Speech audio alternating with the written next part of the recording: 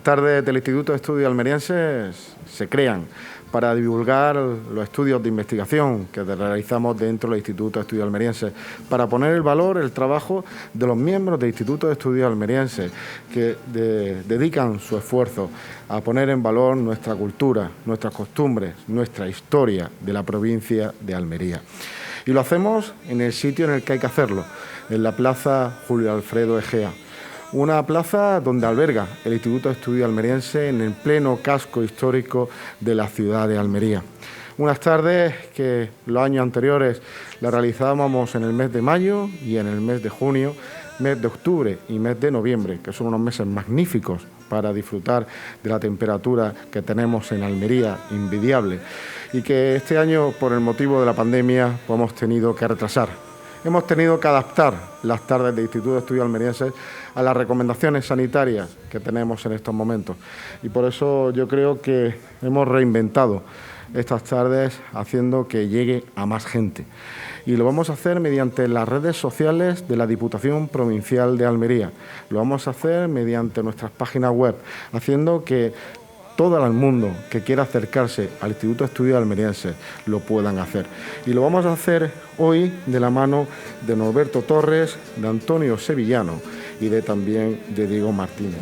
Y lo vamos a hablar y lo vamos a hacer hablando de la historia del flamenco en Almería. Y es que el flamenco en esta provincia almeriense también forma parte de nuestro patrimonio.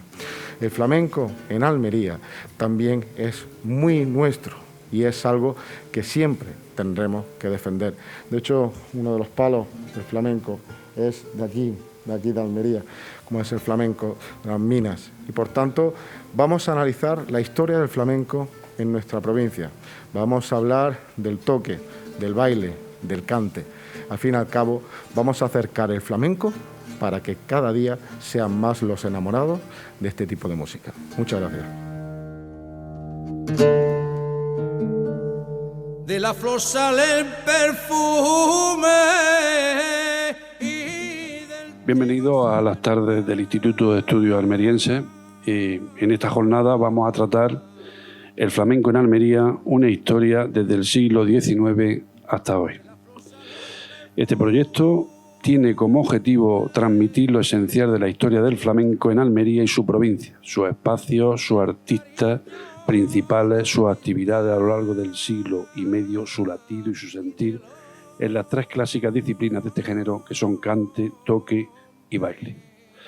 Para hablar de toda esta trayectoria del flamenco en Almería, contamos con Antonio Sevillano Miralles, miembro del Instituto de Estudios Almerienses, informante a la UNESCO referido a la provincia de Almería para la declaración del flamenco como patrimonio oral e inmaterial de la humanidad e historiador de la vida local almeriense del flamenco y de sus tradiciones. También tenemos con nosotros al coordinador de la actividad, a Norberto Torres Cortés, miembro del Instituto también de Estudios Almerienses, guitarrista, licenciado en Filología Hispánica por la Universidad de Lyon, doctor en Ciencias Sociales y Humanas por la Universidad de Almería, doctor docente del Máster Interuniversitario Investigación y Análisis del Flamenco por la Universidad de Cádiz. Esta actividad la vamos a dividir en 5 bloques y entre cada bloque pues vamos a tener una actuación de flamenco referida en todo momento al bloque que estamos tratando. Vamos a empezar por el siglo XIX y yo quería empezar por Antonio Sevillano, que quiero que un poco nos sitúe en el espacio geográfico y económico en ese momento. Sí, gracias, Diego. Sí, efectivamente, lo primero es establecer las coordenadas geográficas de Almería. Almería está situado en el sureste peninsular español, es la provincia más oriental de Andalucía, bañada por el Mediterráneo, puerta de entrada de los flujos desde el levante español, sobre todo por la comarca velezana, y fronteriza con el reino, en este caso con la región de Murcia, con la que hay unas fluidas relaciones en ambos sentidos. Y sí interesa destacar el hecho de que en esos usos y costumbres compartidas, la importancia que tuvo Almería en la influencia sobre el folclore murciano, desde los aires andaluces, desde el propio flamenco. Es el puerto, o era el puerto principal del califato omeya, pero bueno, avatares políticos, avatares de dominio, en este caso del rey Alfonso VII, hizo que el declive fuera pronunciadísimo y hasta el punto de que prácticamente no se recuperó hasta bien avanzado el siglo XIX en merced a las exportaciones. Bueno, antes de exportar había que extraer, elaborar elementos como el esparto, que fue importantísimo, pero sobre todo la plata, el plomo y la uva. Fueron las tres fuentes de riqueza de una provincia que empezó a emerger con cierto poderío. Estas explotaciones proporcionaban muchísimos miles de jornales, aun cuando las plusvalías, en el caso ya no del plomo y de la plata, sino más adelante del hierro, fueron para empresas foráneas, y lo mismo que en ese descubrimiento importantísimo del filón del Jaroso en 1838, que supuso un avance importante. Esas plusvalías que generaron esa riqueza recayó en muy pocas manos, con lo cual Almería siguió postergada en muchísimos de los aspectos, fundamentalmente socioeconómicos. Y la culpa, porque habría que hacer un análisis muy exhaustivo que aquí no cabe, pero de luego también los almerienses tuvieron esa parte de culpa por su abulia. El gobierno central nunca se preocupó en demasía, hasta el punto, y es un dato muy significativo, que está entre las tres capitales de provincia, donde por último llegó el ferrocarril. Hasta 1895 no nos enlazamos con Guadix, y en el 99 con Madrid y con el resto de la península. Eso fue un palo serio a la economía, y como consecuencia de esos paros prolongados, el organizado francés, Brasil y Argentina fueron la meca de miles y miles y miles de emigrantes. Bueno, pues ya recuperado, gracias o merced al plomo y a la plata, hay otra fuente impresionante, que era la de la uva. La uva volvió a dar jornales en distintas categorías laborales, desde el que la cortaba, emporronadora, la gente del muelle, la barrilería, y sobre todo de una variedad, la variedad Oanes. Y esa variedad Oanes tenía unas características especiales que le permitió exportarse a cualquier país del mundo, en unos barriles perfectamente acondicionados. Y a título de curiosidad, yo estaba viendo estadísticamente, no era raro encontrar en la rada de Almería, en el puerto de Almería, 6 o 10 buques a la vez, esperando barcazas llenas de barriles para su exportación. Hasta el punto de que en 1911, uno de los años álgidos en cuanto a la exportación de uva, fueron entre bandera española y bandera foránea, bandera extranjera, salieron 1.500 buques en una campaña de uva. Eso fue el gran emporio. También, desgraciadamente, pues se vino abajo el transcurso del tiempo, la filosera, una serie de factores que bueno, cortó de raíz ese desarrollo agrícola de la provincia de Almería, que por cierto, y además afortunadamente, ahora disponemos desde el este o poniente a levante cientos, miles de hectáreas cultivadas en el invernadero bajo plástico, ese mar de plástico que los satélites de la NASA lo dibujan perfectamente, y muchísimas de esas hectáreas plantadas en ecológico. Eso ha supuesto que Almería su provincia se convierta en el huerto hortofrutícola de Europa. Alberto, centrándonos en el siglo XIX, quiero que me hables de las formas musicales, ¿no?, desde los orígenes hasta ahora. Pues gracias, Diego, y siguiendo al hilo de lo que acaba de decir Antonio, presentando lo que es el contexto económico, también el espacio geográfico de Almería. Ya a nivel musical, pues podemos hablar de 3 zonas etnográficas en la música popular de Almería.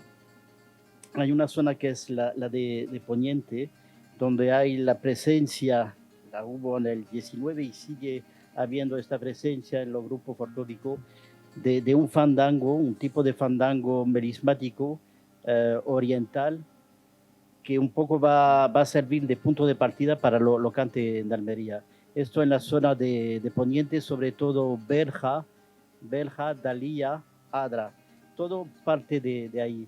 Luego hay otra zona como más urbana, más estilizada, que es la costa y todo eso en el 19, que es Almería capital y el Levante, debido quizás a lo que ha comentado Antonio, la actividad que hay económica a través del mar.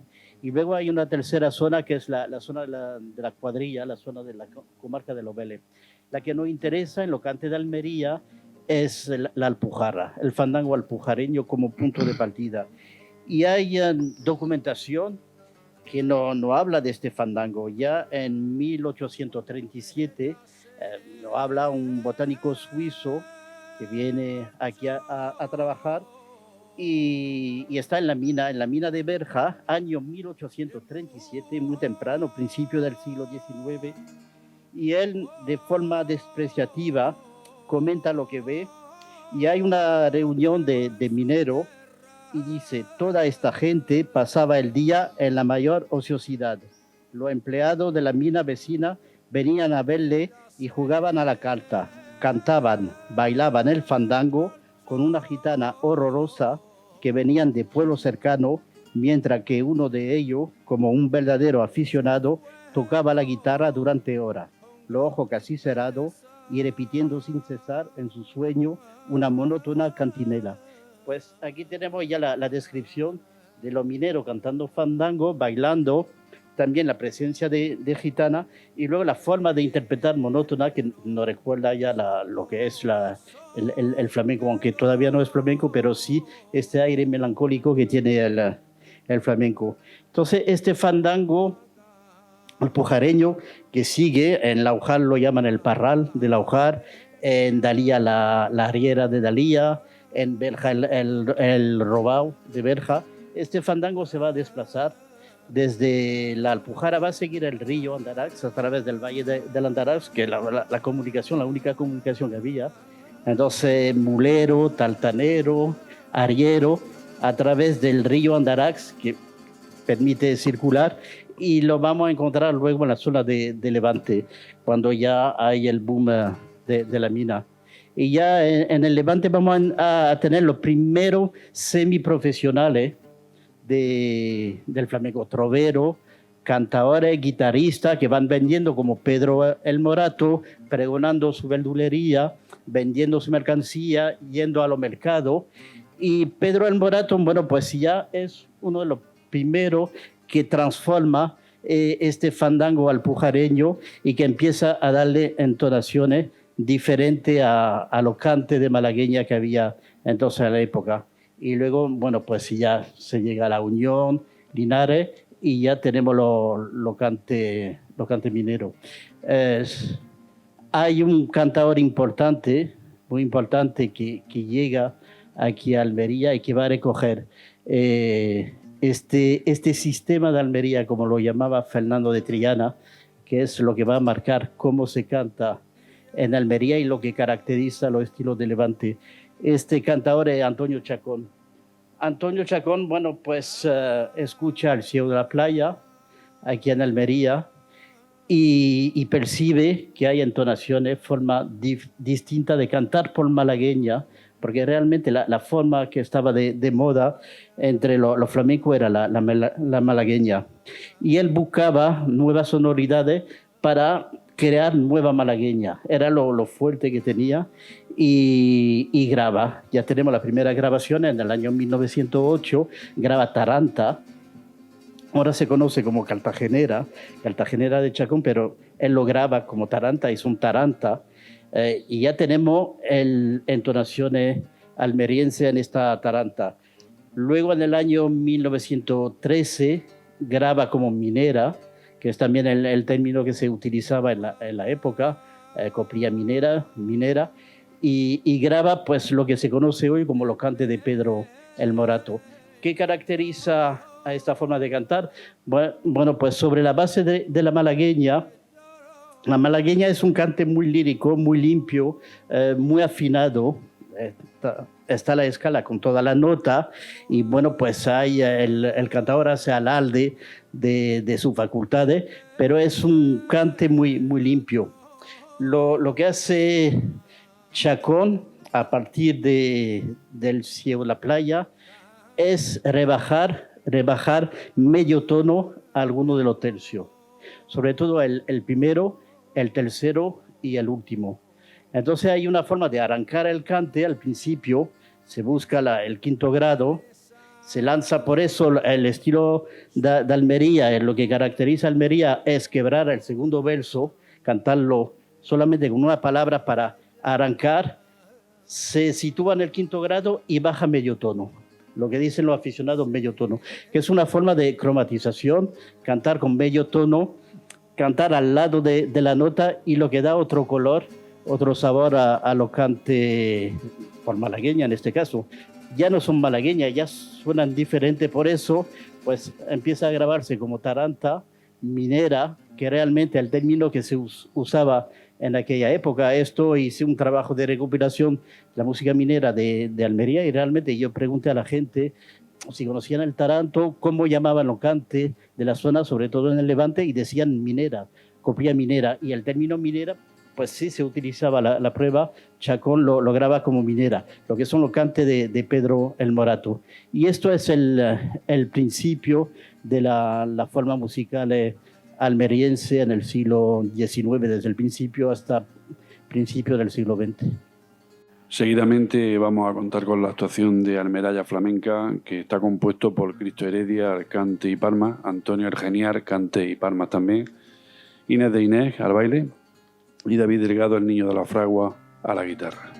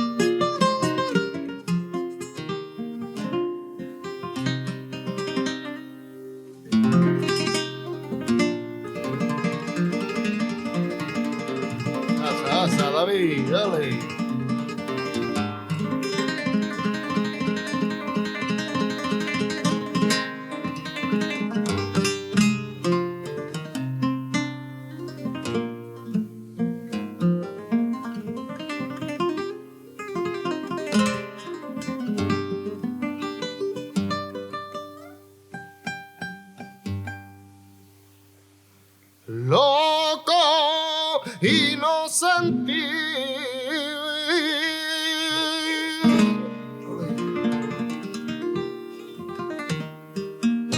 yo quisiera de momento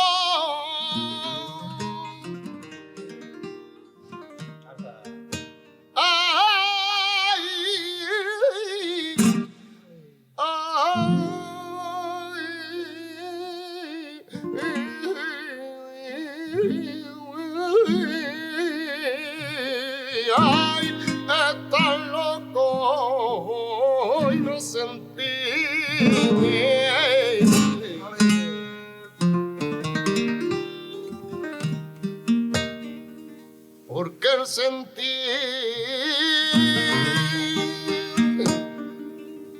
Porque el sentir causa pena.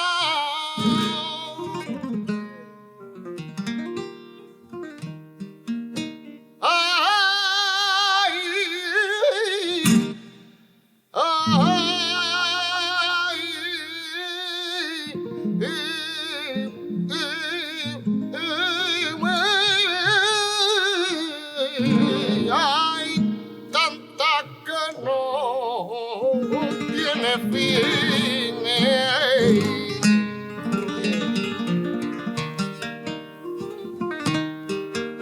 Y el loco vive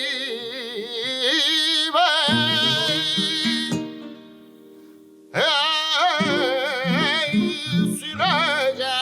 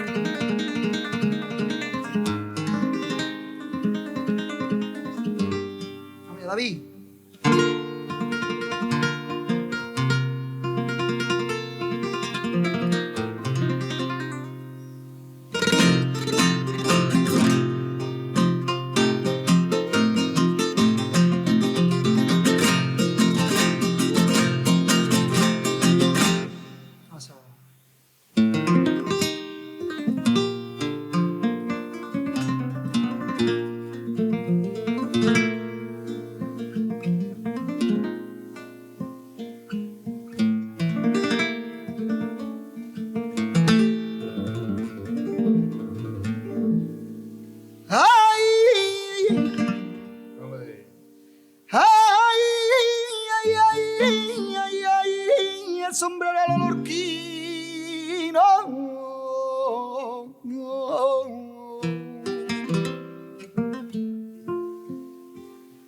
Ay, quiérame, que traigo capa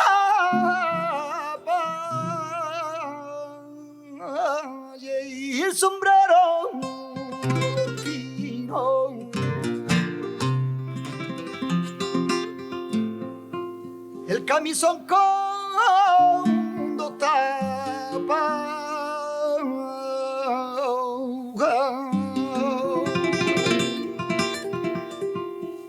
El pantalón de paño fino.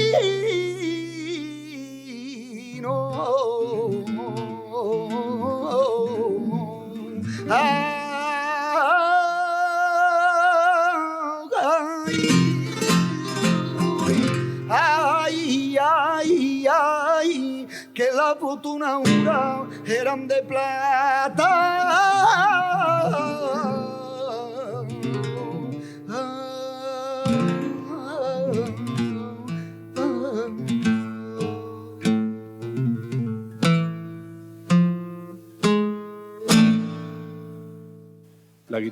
La guitarra en el siglo XIX y el siglo XX.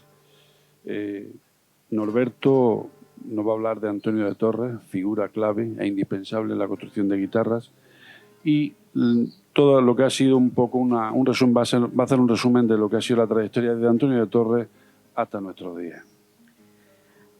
Antonio de Torres y también Julián Alcas, que siempre se complementa lo que es el constructor con el intérprete, el compositor.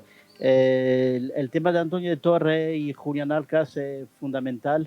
Es un tema que se está investigando ahora, viendo la importancia que tienen los dos en la guitarra flamenca. Hasta ahora se ha visto su importancia en la guitarra clásica, pero ya investigaciones recientes están poniendo en valor realmente el impacto que tuvieron en lo que es la guitarra flamenca.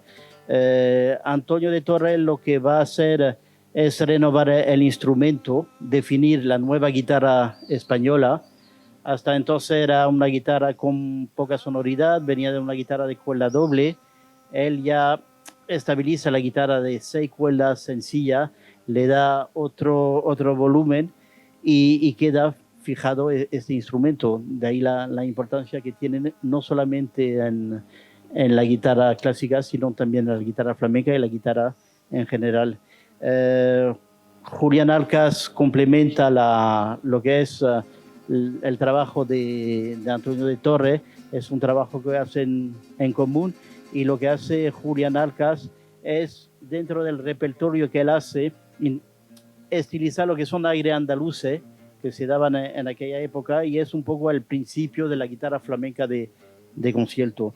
Entonces ellos, bueno, pues desarrollan su labor primero en Sevilla en los años 50, pero luego lo tenemos en la década de los 70, 80 en Almería, y eso es fundamental porque va a suponer un revulsivo en la vida cultural almeriense. Digamos que la guitarra española está en estos años aquí en Almería, el mejor constructor y el mejor concertista, y hay una serie de guitarristas que van a surgir a raíz de esta circunstancia. Ya había un guitarrista importante, Juan Roble. Vamos a tener también a José Pujol y Roca, a su hijo Juan Pujol y Casinello, que iba a ser una figura de la guitarra, pero murió pronto. Luis de Soria y Ribalne, también Eduardo Salmerón Clemente, guitarrista de Berja. Todo esto, un guitarrista que interpretan aire andaluz, una guitarra entre lo clásico y lo flamenco, y todo esto ocurre aquí en Almería. De ahí la importancia que tiene este momento histórico de la ciudad en los años 70, 80, mientras están Antonio de Torres y Julián Alcas. Incluso cuando fallece Julián Alcas en el año 82, Torres sigue haciendo guitarra, y vienen aquí los mejores guitarristas, tanto en el género clásico como en el flamenco. Viene Francisco Tárrega a dar concierto en varias ocasiones a recoger guitarra de Antonio de Torres, y también viene Paco de Lucena, que era el mejor concertista y guitarrista flamenco de la época, esto en el año 89. Esto refleja el ambiente que había en Almería a nivel de la guitarra en esta época. No hay solamente el tema de la guitarra, hay también el tema de lo que son orquesta de pulso y púa, la interpretación de bandurria, laúd. Luis de Soria y Ribalne daba clase de bandurria, además de clase de guitarra, y hay también el cultivo de lo que son orquestina, y eso lo vamos a tener igual que lo hubo en Granada. Se toca la guitarra, se toca la bandurria, se toca el laúd, y los músicos, los guitarristas almerienses destacados que vamos a tener después de la época de Torres y Arcas, pues vemos que tocan la guitarra, tocan la bandurria, y es el caso de una saga importante de guitarristas, de músicos, que son los Tomate. Bueno, pues tocan este tipo de instrumentos, amenizan la verbena, tocan en los bailes, son músicos que amenizan lo que es los bailes populares, un poco lo que sería la orquesta moderna de ahora. Y entonces vemos esta práctica después, a principios del siglo XX. Esta saga va a seguir. El más importante será Miguel el Tomate. Luego tenemos a su hijo, el niño Miguel, ya se va a Huelva y ahí está el niño Miguel. Y luego su nieto, que es Tomatito, guitarrista muy conocido, digamos, yo creo que el principal referente del flamenco en Almería. Y ahora el hijo de Tomatito, entonces el bisnieto de Miguel el Tomate. Entonces una línea de padre a hijo que sigue, una saga de guitarrista. Hay otra saga también, la del niño Josele, su padre Josele. También hay un antecedente que es Juan Gómez, guitarrista también referenciado. Entonces, bueno, vemos esta transmisión de la guitarra flamenca. Siempre ha habido guitarristas, nunca se ha cortado el hilo de transmisión. Hay entre guitarristas importantes el maestro Amate, Gabriel Amate, que era de la escuela de Niño Ricardo, esto en los años 40, 50, 60, José Riccioli, que fue flamenco y luego clásico, un personaje ecléctico que nació en Adra en el año 20, se celebra el centenario de su nacimiento este año. Está Antonio Sánchez Ortega, que nace en 1930, conocido como el Rubio del Quemadero, el padre del cantador Antonio Sánchez, que ha hecho carrera en Málaga. José Rodríguez, pintor, nace en Albondón, pero realmente estaba en Berja. Luego Pedro Torres Fernández el Funde, que nace en Berja en el año 1944. José Santiago el Negrillo, nace en Pescadería en el año 56. Antonio Torres el Colorín, nacido en Adra, toca ahora para baile. José María Heredia Torres Josele, ya aquí tenemos al padre del niño Josele, que ha fallecido recientemente, desgraciadamente, que nació en Adra en el año 50. El niño de la Cueva, Antonio García, que nace en el año 1957, y Tomatito en el año 58. Esto es una generación. Luego de los años 80 siguen los guitarristas. Tenemos Paco Calmona, Paco López, Román, Diego Urbano, que nació en el año 65, fue el primer titulado de guitarra del conservatorio que llevaba Manuel Cano. José Antonio Caro, el padre de David Caro y de Gema Caro. David Caro, guitarrista flamenco, y Gema Caro, guitarrista clásica. Esto en la generación de los años 80. Y en los años 90, pues tenemos a José Heredia, el niño Josele, que nace en el año 74. Pedro Torres Heredia, el Funde hijo, el hijo del Funde, que nace en Pescadería en el año 75. Francisco Hernández, el niño de la Manola, también de Pescadería. Antonio Luis López, que nace en el año 79 y que es el primer guitarrista que es titulado del Conservatorio Superior de Córdoba, de la primera promoción. Y el niño de la Fragua, que escuchamos en el cuadro, que es, digamos, el más joven de esta generación de los años 90, que nace en el Alquillán en 1985. Entonces, todo eso para ver que ha habido siempre guitarrista en Almería. A nivel de la construcción también pasa lo mismo. Hay guitarreros anteriores a Antonio de Torre y posteriores a Antonio de Torre. Hay una transmisión Antonio de Torre a través de la saga de los Moya, que son varios hermanos y primos. Luego Miguel Abad, el Cojo, Miguel el Cojo, Miguel González Abad el Cojo, padre de Juan Miguel González, guitarrista actual muy conocido en Almería. De esta escuela está Gerundino Fernández, ahora está su hijo. También está Francisco Cruz. Es decir, que hay también una serie de eslabones, de transmisiones de generación en generación en el tema de la construcción de guitarra, siguiendo los principios de Antonio de Torre. Vamos a centrarnos en los espacios escénicos, cafés, cantantes, teatro, etcétera, en esa época. Sí, vamos a empezar por el café cantante porque es el auténtico referente en el flamenco, en la configuración del flamenco, en la definición de los estilos, hasta el punto de que cuando a mediados del siglo XIX Silverio Franconetti o el Burrero abren sus cafés en Sevilla, a partir de ahí, Chinita en Málaga y en Almería, por supuesto que ahora llegaremos, se considera la edad de oro del flamenco, porque, insisto, es el crisol donde se pulen, se definen los estilos, uno escucha al otro, y a partir de ahí se van desarrollando los distintos estilos. La moda empezó en Centro Europa con cafés musicales. En Almería, en Andalucía en general, prendió muy rápidamente, aun cuando el flamenco, a diferencia de los valses o de las polcas que allí tocaba, el flamenco es la seña de identidad. Y en Almería, que estaba citándolo al principio como el casino almeriense como el más importante, pero hubo muchísimos más.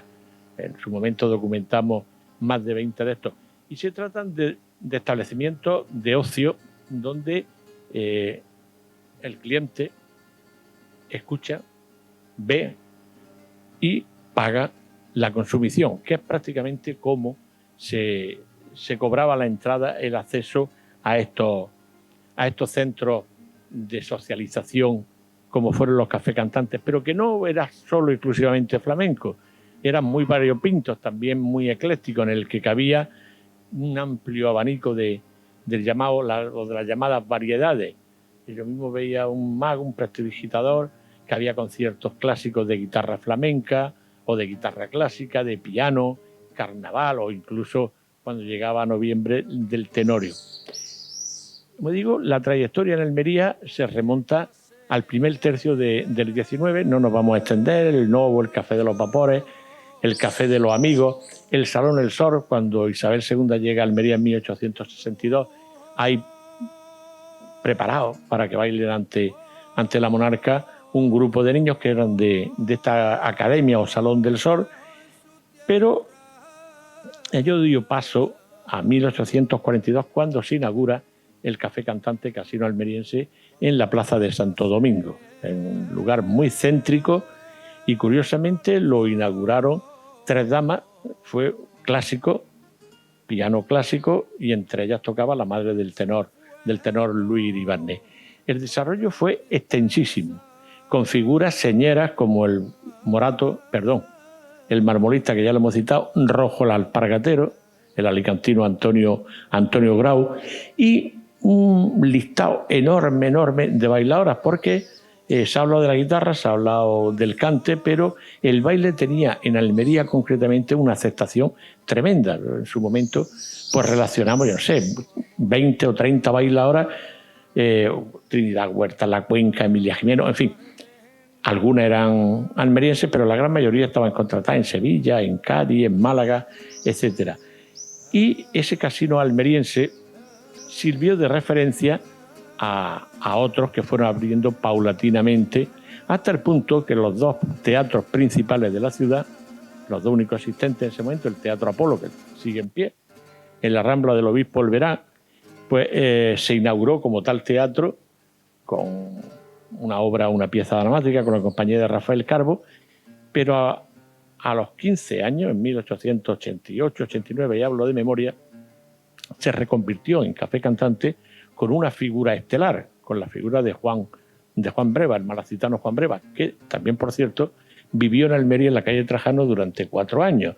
Lo recogimos en los padrones municipales, con lo cual también supuso pues un momento de encuentro con aficionados, de transmisión de conocimiento. Era vecino del ciego, por tanto, es lógico pensar que entre ellos se vieron.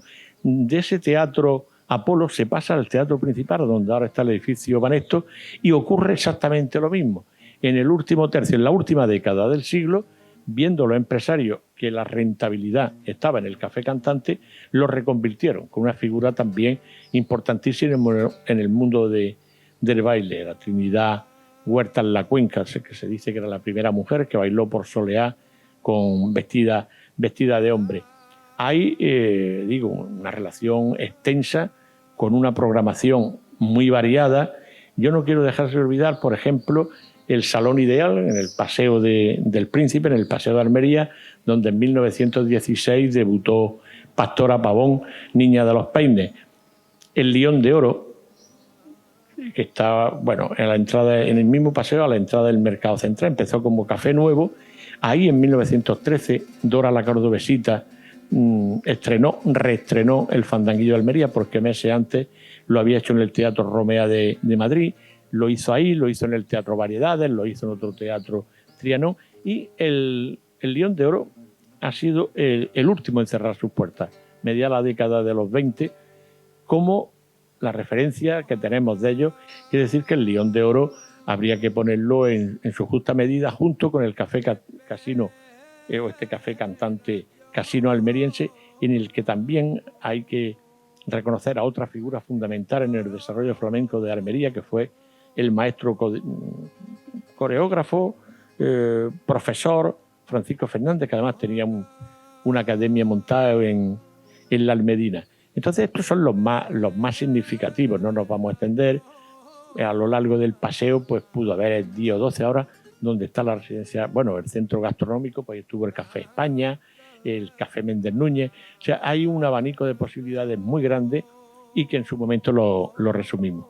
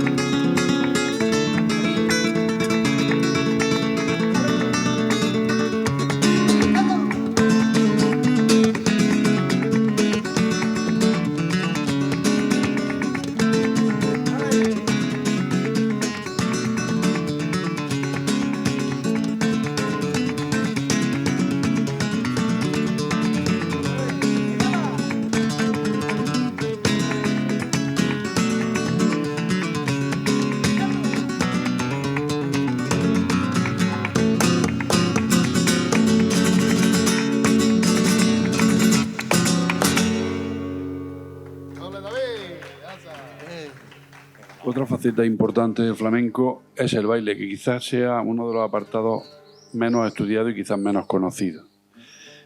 Antonio, yo quería que me hablaras de una figura importantísima para Almería como fue Carmencita Dauset.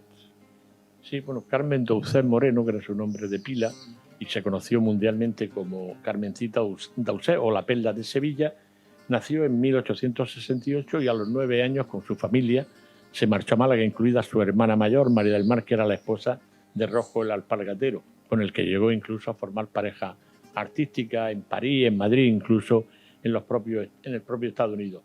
Ella era una bailadora de la escuela bolera, porque toda la documentación, sobre todo las investigaciones del profesor alicantino Kiko Mora, nos vamos viendo el tipo de baile que hacía, y triunfó de forma arrolladora en espacios escénicos de Estados Unidos. Allí llegó en 1889 y en 1895 regresa a Europa. En ese intervalo de tiempo no me voy a extender en esa figura, pero causó auténtica sensación su baile racial, su baile arrollador, su baile que sorprendió al público americano que no estaba acostumbrado a ella, hasta el punto que llamó la atención poderosamente de Thomas Edison, que la grabó con un kinestoscopio, que era el primer, de una forma muy, muy primitiva, de una cámara de cine, y sí tiene el honor, Carmencita Dauset, de ser la primera mujer grabada en movimiento con baile. Fue muy poco, fueron 24 segundos, pero ha quedado reflejado por la historia. Roberto, Pues nos centramos un poco en el baile en Almería, de lo folclórico a lo flamenco, y centrándonos un poco en escuela de bolera, en coro y danza y demás, ¿no? sí, un poco completando lo que ha dicho Antonio, situar los grandes rasgos del baile en Almería. Hay lo folclórico, esto lo hemos visto en los fandangos que hemos visto. El baile en Almería siempre ha sido colectivo. El baile flamenco es individual, pero aquí la práctica ha sido colectiva. Lo que son los fandangos folclóricos que tenemos en todos los pueblos. Luego hay otro aspecto importante que es la escuela bolera, la presencia de la escuela bolera, y Carmencita Dauset era de alguna manera bolera flamenca.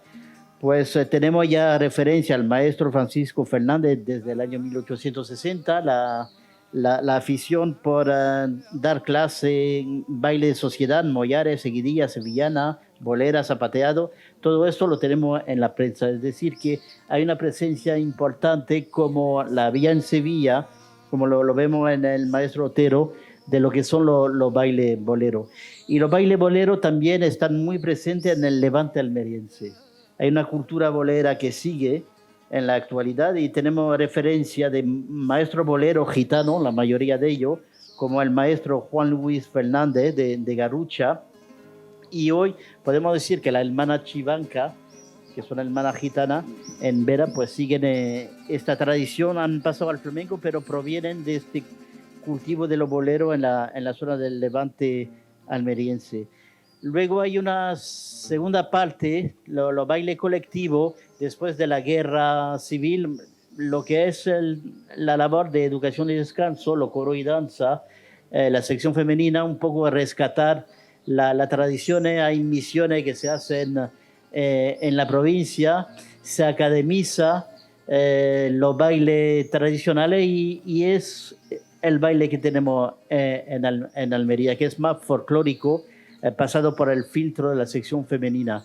Y tenemos a dos personajes que van a aportar el flamenco a lo coro y danza, que son José Sorroche, cantador por su afición, él canta en lo coro y danza, en el grupo Virgen del Mar, y él aporta a flamenca lo cante, que van recogiendo, y luego el guitarrista que acompaña, que José Riccioli, he hablado de él antes, también por su afición a la guitarra flamenca, ellos traen el flamenco en lo que es el baile almeriense.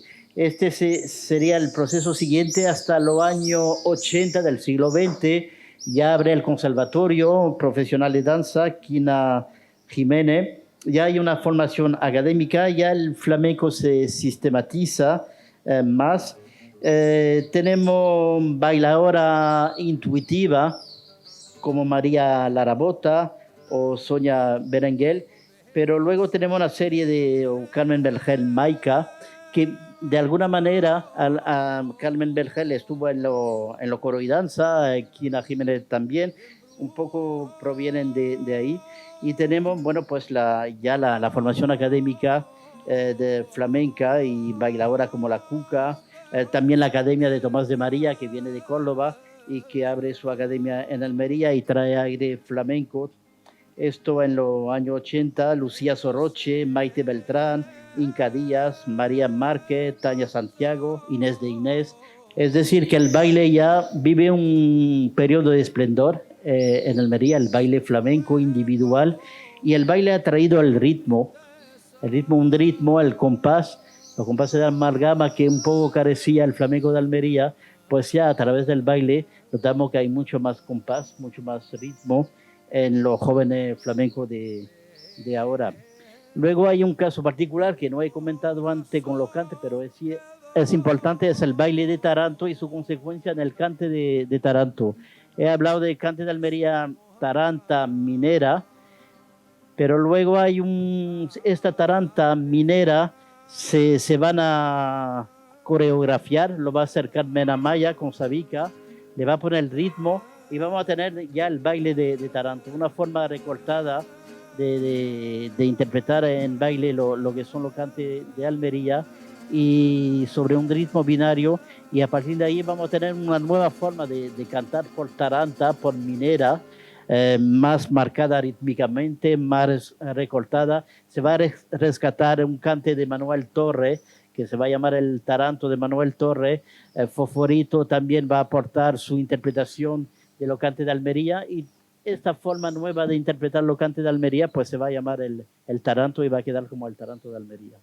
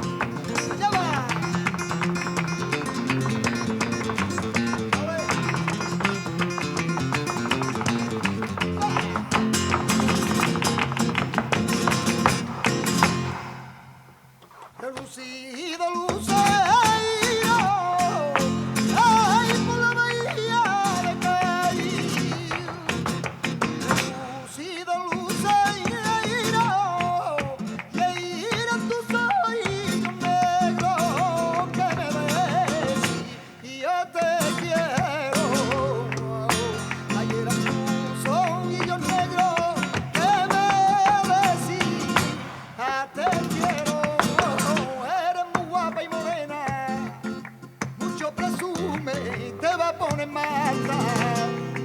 Que están las nubes, que están las nubes, niña, que están las nubes. Ay, eres muy guapa, morena, mucho presume.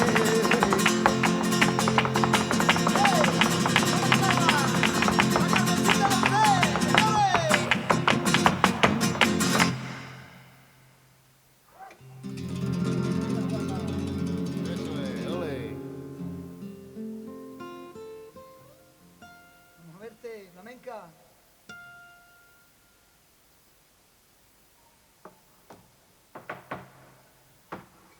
Hey.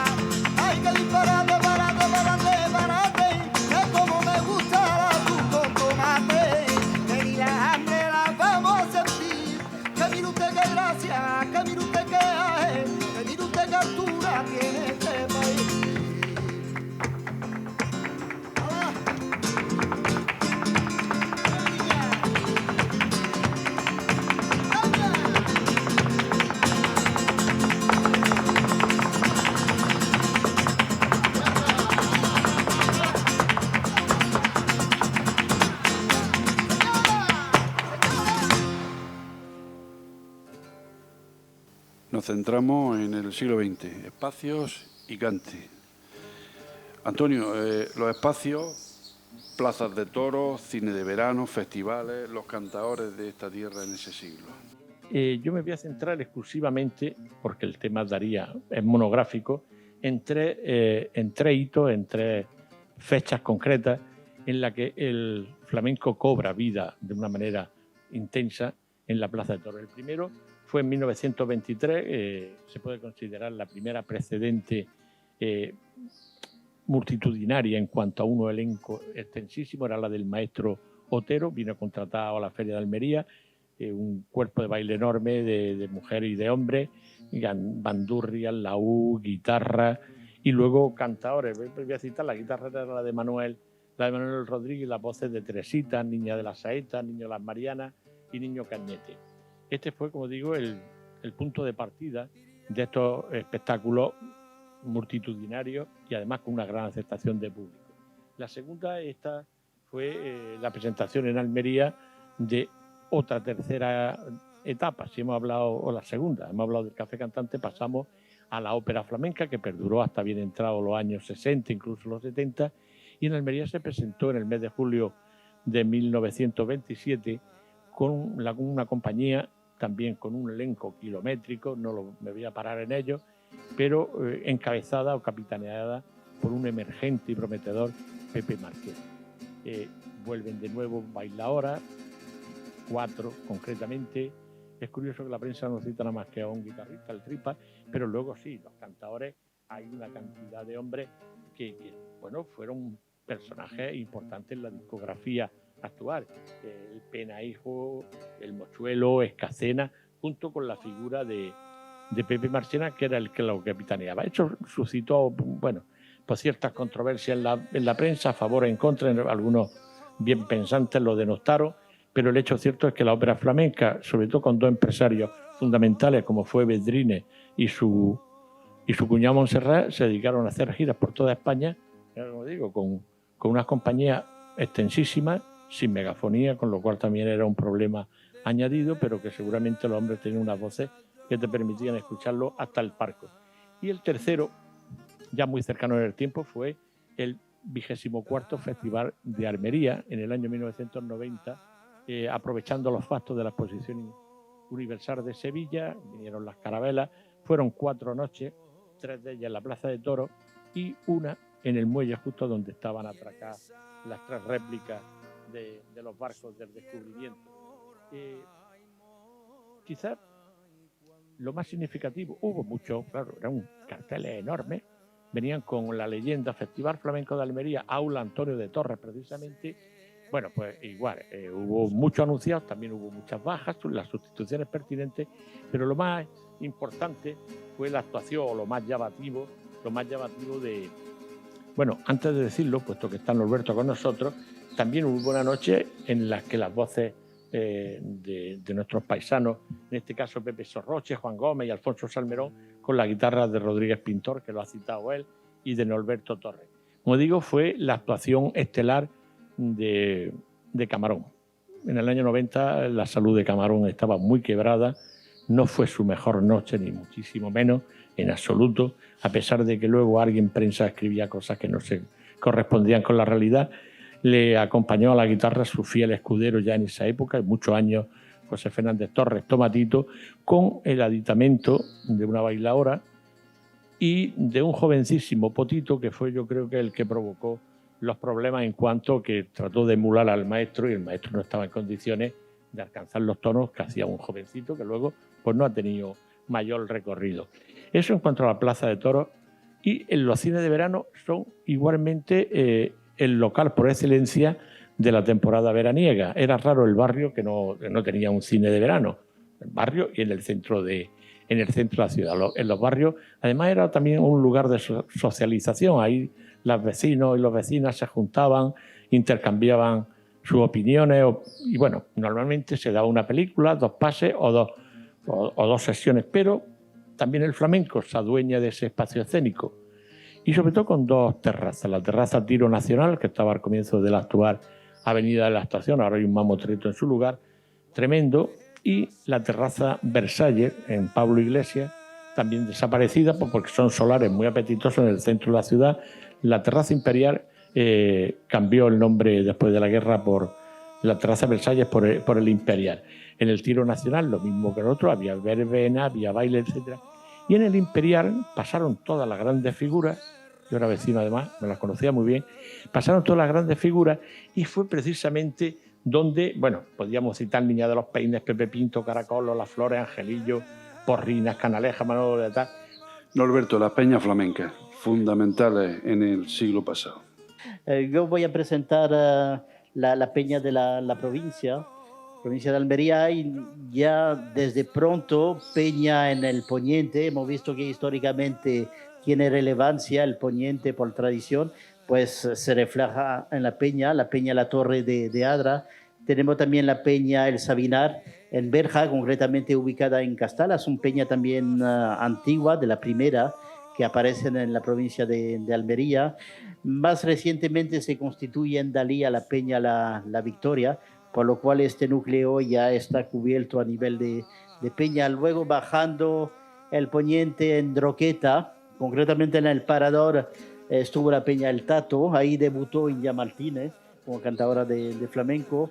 También la peña El Palangre en Droqueta. Luego ya pasamos al Bajo Andarás. El Bajo Andarás también es una zona importante de peña, una peña veterana, la primera y casi en la época de la peña Pedro el Morato de Almería, que es la peña El Yunque. Luego pues tenemos en el Bajo Andarás la peña El Ciego La Playa, en Huelcal de Almería, y casi al mismo tiempo se constituye la peña El Arriero de Viator. Y así subimos, bueno, pues tenemos en Taberna la peña José Sorroche, un reconocimiento a este cantador, el más importante de Almería, pues tiene su peña en Taberna. Luego en Carbonera está la peña Salvador el Pascua, que fue un cantador local. También hay afición, núcleo relacionado con el flamenco. Luego en Turre, un pueblo muy flamenco, porque hay una población gitana importante, y ahí tenemos, bueno, pues ya desapareció, pero se constituyó la peña Duquende. Duquende realmente está en Cataluña, pero su familia es de Turre.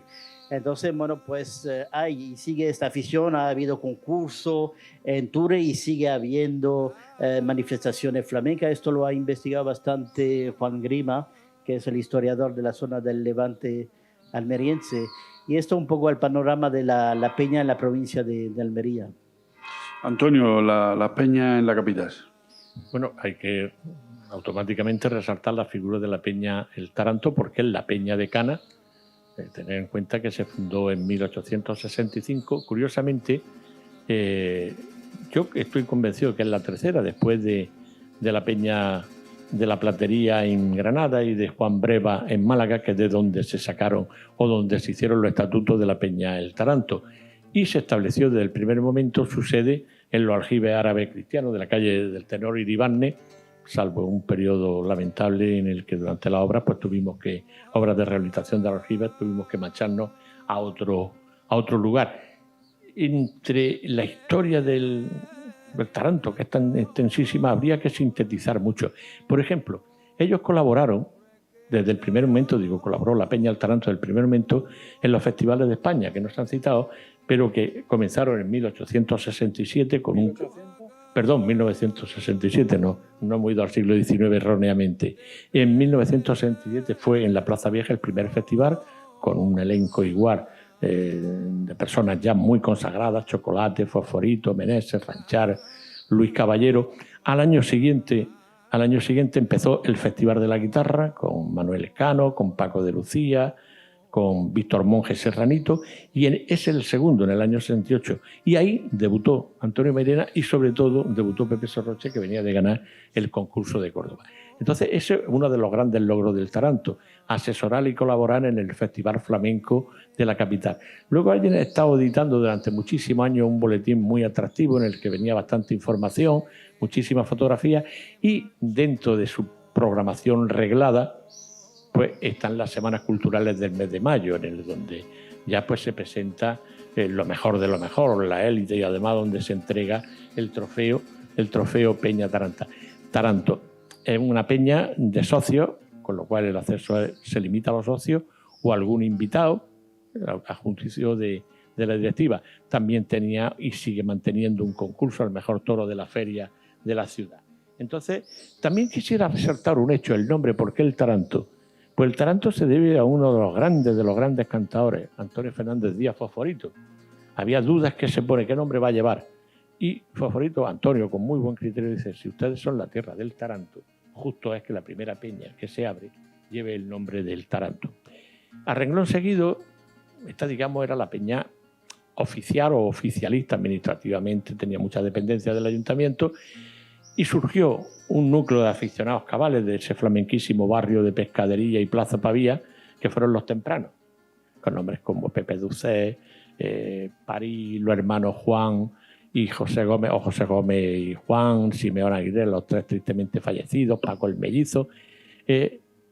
Tenían otra filosofía, era el flamenco por el flamenco para disfrutarlo de una forma sin mayores adornos, sin mayor oficialidad, sin mayor ceremonia y desde luego abierto a cualquier aficionado. Eso sí, el aficionado que iba a escuchar a la Tianica La Pidiñaca o a Agujeta o a Sordera o a quien fuese, porque era en esto sí bastante gitanófilo, ellos se prestaban más al cante gitano. Bueno, pues tú pagabas tu parte. Tanta importancia tuvo que hasta hace muy pocos años se creó otra peña Los Tempranos, pero en este caso de gente muy joven, y por eso llevaba el nombre de Peña Jóvenes Tempranos. Y la tercera, y que es ahora mismo la segunda activa, con sus puertas abiertas, porque además la filosofía desde el inicio de Puerta Abierta es el Morato, en su sede Cueva del Quemadero, en 1881 echó a andar y 1900, otra vez que uno tiene la formación con el 19.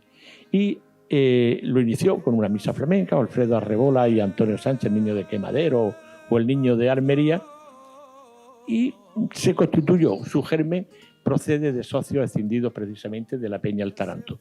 También ellos editaron publicaciones y sobre todo el Morato, al margen de esa gentileza de permitir el pase a cualquier aficionado que desea asistir los viernes a sus recitales, es que hace ya más de 30 años que se inició, primero como concurso y ahora como certamen exposición, el concurso de saeta de Almería. Ese quizás sea su gran logro y la hospitalidad. Son las tres peñas, en realidad 4, 2 de ellas desaparecidos, los Jóvenes Tempranos, los Tempranos primitivos, y queda el Taranto en su aljibe y en la Cueva del Quemadero el Morato.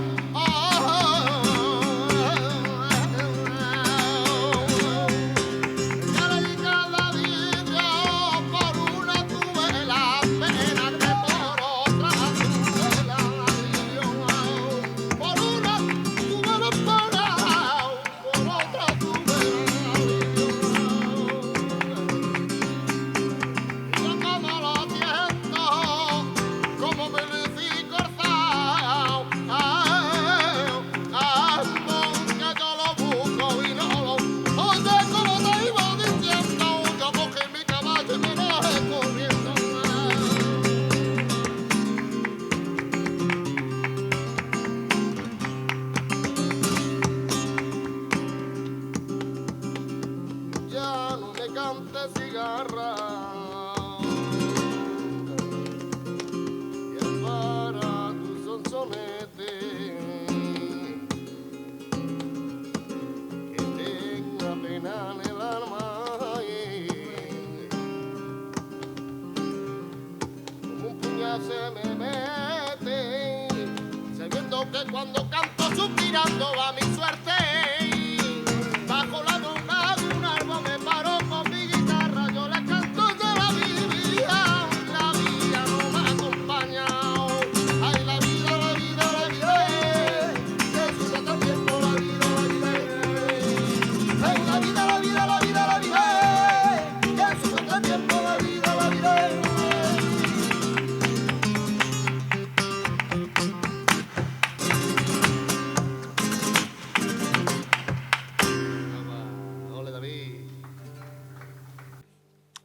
Bueno, entramos en el siglo XXI, ya estamos aquí. El flamenco y en Almería. Norberto, hay muchas publicaciones, investigaciones con universidades, antologías de poesía, revistas, estudios, ensayos, incidiendo precisamente en la importante producción generada también, por ejemplo, desde el Instituto de Estudios Almerienses, donde estamos. Sí, efectivamente. Hay que destacar a nivel universitario un dato curioso, pero qué bueno conocer, que la primera tesis doctoral que se hace indirectamente sobre flamenco la hace una almeriense, pero la hace fuera de España, concretamente en Francia, en Toulouse. Es Mercedes Pradal de Martín, que defiende y publica en el año 67 su tesis sobre la copla popular andaluza.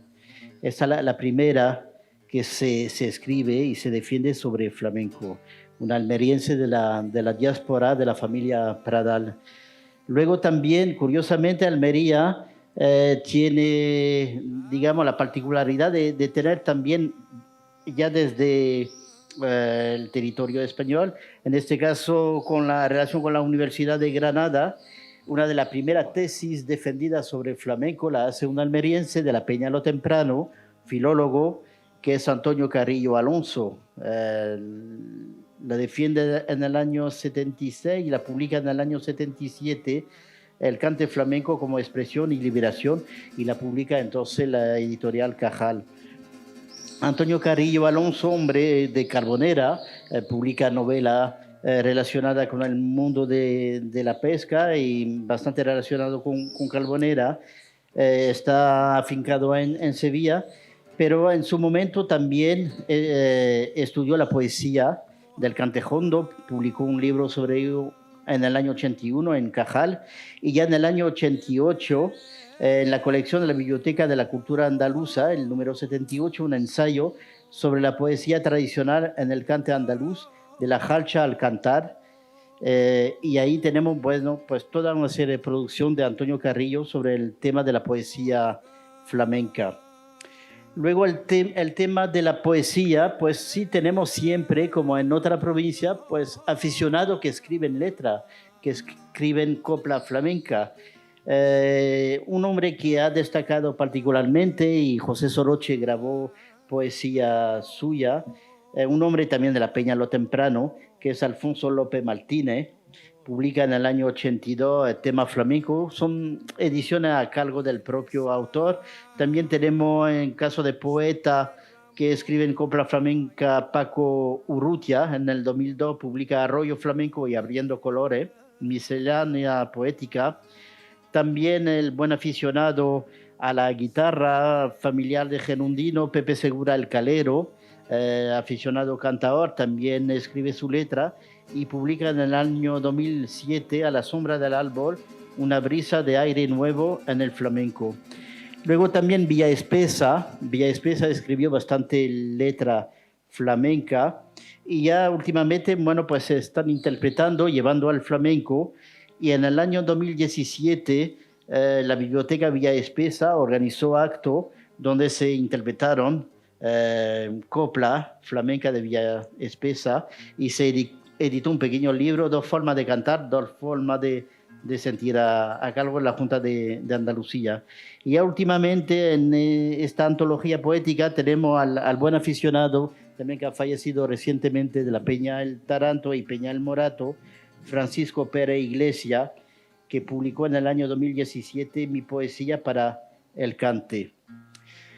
Luego, bueno, pues la Peña del Taranto ha tenido su propia producción a nivel de flamenco. En el año 87 convocó un concurso de artículos sobre el Taranto y editó los mejores artículos, un libro que se tituló Luces y Sombras del Taranto y otro artículo. Entonces escribieron Primera Espada de la investigación del flamenco en periódico nacional, una forma de divulgar el Taranto a nivel nacional. También en el año 88, con motivo del 25 aniversario, pues publicó lo que son su memoria, toda la actividad de la Peña, el historial de la Peña, y un boletín especial que hay que destacar como, digamos, referencia importante para conocer al flamenco de Almería, y en este caso la Peña del Taranto, en el año 88. Luego ya del Instituto de Estudio Almeriense hay un libro que se publica en el 94 de un musicólogo francés de origen almeriense, que es Eric Pérez, y resina de musicología, la publicó en Lyon, en la Universidad de Lyon. Se hizo la traducción y la edición a cargo del Instituto de Estudio Almeriense y del Centro de Documentación Musical de Andalucía, esto en el 94. En el 96 se publicaron la acta del primer congreso, y hasta ahora el único congreso que se ha celebrado sobre los cantes de Almería y el flamenco de Almería, eso a cargo del Instituto de Estudio Almeriense. Y también en el 96, un año clave porque se publica esta acta del Congreso con la ponencia de los participantes, y también el libro de Antonio Sevillano Miralles, que marca un antes y un después en el conocimiento del flamenco de Almería, que es Almería por Taranta, Café Cantante y Artista de la Tierra. Lo publica el Instituto de Estudio Almeriense en su cuaderno monográfico número 33. Creo que hay una reedición que va a salir próximamente, y un libro, bueno, pues que sitúa por fin la importancia de Almería en la historia del flamenco, tanto en lo Café Cantante como en lo artista. Ya dejo la palabra a Antonio para seguir comentando las publicaciones. Bueno, no, pues insistir en lo que tú has dicho, que afortunadamente el Instituto de Estudio Almeriense, la Diputación Provincial de Almería, es la que se ha preocupado. Yo calculo que el 90% de la obra, al margen de algunas particulares, la que editó José María Altero, Encajar, o las que ha publicado, muy pocas, por cierto, la Universidad de Almería, el gran bagaje de la bibliografía flamenca almeriense es obra del Instituto de Estudio Almeriense, con lo cual hay que poner las cosas en su sitio y decir qué es lo que está ocurriendo en cuanto a la difusión del flamenco. Se echa en menos otras instituciones que yo sepa nunca han publicado nada, a pesar de que tienen un festival extraordinario. Pero es que en la Diputación también quiero incidir en algo importante, que es los sitios donde escuchar. En 1990 tomó una iniciativa, o adoptó una iniciativa importantísima, y es crear unos circuitos provinciales en el que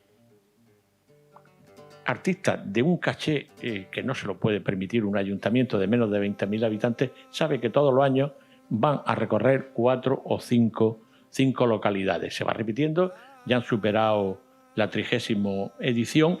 Yo creo que es justo insistir en este tema, pues porque yo creo que es lo único que han apostado por el flamenco. Lo mismo que han apostado a la hora de editar discos en la discografía. Igual es que tenemos también una serie de títulos merced a la iniciativa que adoptó Diputación Provincial. Y ya pues con esto yo creo que se cierra el capítulo. Los libros, hay libros bastante importantes, tú lo has ido citando prácticamente todos. Uno de los últimos, aparte el que tú hiciste de Julián Arca y Antonio Torres, es Sorroche, la madrugada flamenca, que hizo Luis García Yepes, de Pepe Sorroche, que es la gran figura que ha parido esta tierra. Pepe Sorroche es el gran referente música y del que además hay prueba constancia en sus grabaciones, en su discografía, que es muy extensa. Sí, también no olvidar el tema de la guitarra, la labor del Instituto de Estudio Almeriense, la edición española del libro de Hombre, de Romanillo, es otro de los grandes referentes. Sobre Antonio de Torres, Entonces es un libro, vamos, que está agotado. Creo que hay una tercera edición que perspectiva. va a salir, y un referente en la musicología guitarrística del mundo. Yo creo que este año es el año del flamenco por parte de la IEA, ¿no? Se van a publicar más libros, hay exposiciones itinerantes preparadas. En fin, yo creo que es justo que se remarque la labor de Romanillos como primer gran biógrafo del maestro de la cañada. También el libro sobre Julián Alcas, que escribieron Javier Suárez Pajar y Eusebio Rioja, en colaboración con el concurso certamen Julián Alcas. Hay que recordar que también hizo su labor con la guitarra. Entonces ahí hubo una colaboración entre el Instituto de Estudio Almeriense y Cajamar, y entonces también un libro fundamental en los estudios de guitarra, el de Julián Alcas, y creo que sigue la labor de dar a conocer las figuras principales de la guitarra almeriense. Sobre el tema de discos, sí, habría que señalar pues, el caso de Manolo de la Ribera, el almeriense abderitano, que quizás de lo primero que graba, Los Cantes de Almería, en disco de pizarra. También en el año 76 graba un LP, Lesiones de Cante de Almería. Hay la grabación del Festival de Cante de Almería en el año 91, que lo hace Canal Sur. Luego el disco de la Diputación, Cante de Almería, del tenía año la carátula 98, para mostrarla, pero que es un referente de voces y de cante. Además, un libreto que comenta la grabación para conocer cómo son los cantes de Almería.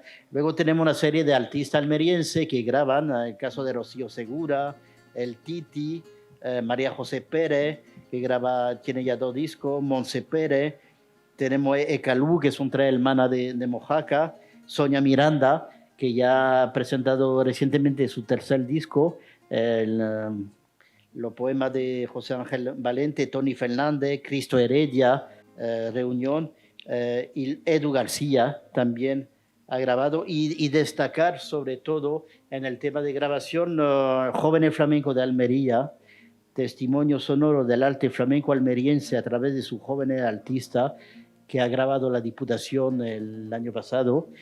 Es una muestra del flamenco joven de Almería. La producción ha corrido a cargo de Almería Cabal y Flamenco for You, que lleva Marco Escane, que también publicó en su momento la Diputación el libro Semblanza, que recoge pues la biografía de artista almeriense.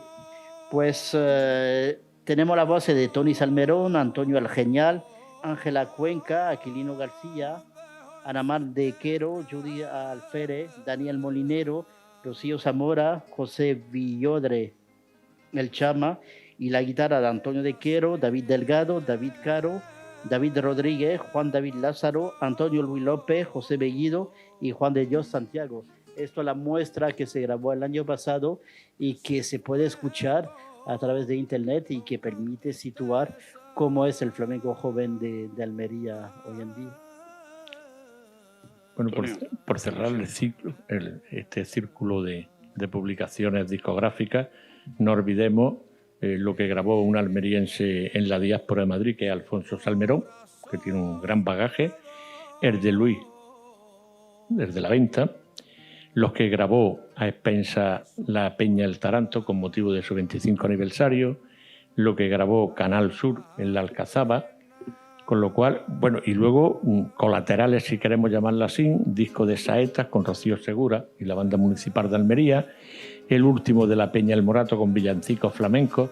O sea, el abanico afortunadamente es extenso, podrían ser más, pero bueno, vamos a conformarnos con lo que tenemos. Como extenso es el abanico de lugares hoy donde se puede escuchar flamenco. Ha hecho referencia a los circuitos de divulgación que organiza la Diputación, que permite a los pueblos pues, tener artistas de primera y también artistas almerienses actuando todos los años. Pero ya recientemente, afortunadamente, en Almería hay una serie de locales, de tablaos, de asociaciones culturales que se han abierto y que ofrecen flamenco. Esta noche mismo en La Guajira hay una actuación, es una de la asociación cultural donde se puede escuchar flamenco toda la semana. Está también Entre Flamenco, Asociación Cultural Tablao en Agua Dulce. Luego está el Classic Jazz, que ofrece de vez en cuando también actuación de un flamenco más moderno, más ligado con la fusión con el jazz. En Mojaca está el Acu Acu, el Chiringuito también, donde hay actuaciones en el verano. Y luego también destaca la importante presencia de academia actualmente, donde también se puede escuchar flamenco, como la Academia de María Larabota, que tiene su tablao, la canastera, donde también se puede escuchar flamenco. Bueno, yo, para terminar con mi intervención, no me gustaría irme de aquí sin recordar la figura de la mujer de mayor proyección nacional e internacional, la gran literata, la gran luchadora por los derechos humanos en general y los derechos de la mujer en particular, como fue Carmen de Burgos Seguí, que ninguno de sus biógrafos han caído en la cuenta de que tenía un apartado flamenco que es justo y digno que se resalte.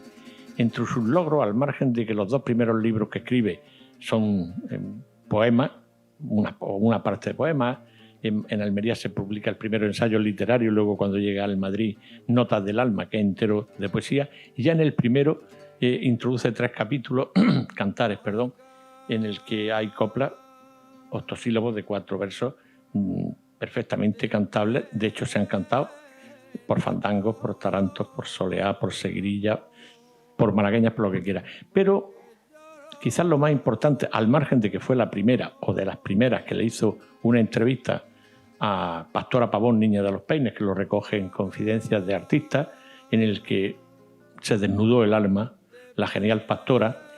Hay que tener en cuenta que hasta que Carmen de Burgos no nos desentrañó un enigma, nadie sabía de dónde procedía el vocablo taranto, la etimología del vocablo taranto. Y entonces ella, en una recopilación, Cuentos de Colombines, en uno de los relatos, en la cima, nos dice cómo viene de los mineros que van a trabajar a los tajos de Linares, y en el que ese carácter grupal de los mismos de un pueblo, de un barrio, se reúne en un ambiente hostil, en unas condiciones laborales inhumanas. Ella te lo dice, que se llaman tarantos a los mineros de Almería que van a las minas de Linares. Por el isis de la palabra se pregunta, ¿tarantos? Preguntaban a ver si faltaba alguno, porque era una piña muy sólida, taranto, y por esa lisis de la palabra quedó el vocablo taranto. Con lo cual, por lo menos que el copyright, la gente cuando hable de taranto que sepa que fue merced a Carmen de Burgos Seguí Colombines. Muy bien, pues Yo, para terminar y cerrar esta conversación, presentación del flamenco en Almería, como coordinadora, agradecer en primer lugar al Instituto de Estudio Almeriense, a la Diputación de Almería, el organizar estatal del IA, el poder difundir la historia de Almería. Es una iniciativa novedosa, como comentaba al principio. Por primera vez se da una perspectiva histórica completa de las 3 disciplinas. De ahí quizás la cantidad de datos que hemos dado, pero es una necesidad que se tenga esta visión de conjunto del flamenco de Almería en cante, en baile, en toque, para ver que Almería pues tiene su peso y ha tenido y tiene su historia en el flamenco, como hemos podido contrastar. Faltan bastante datos, por eso invito a leer, a documentarse, a escuchar flamenco.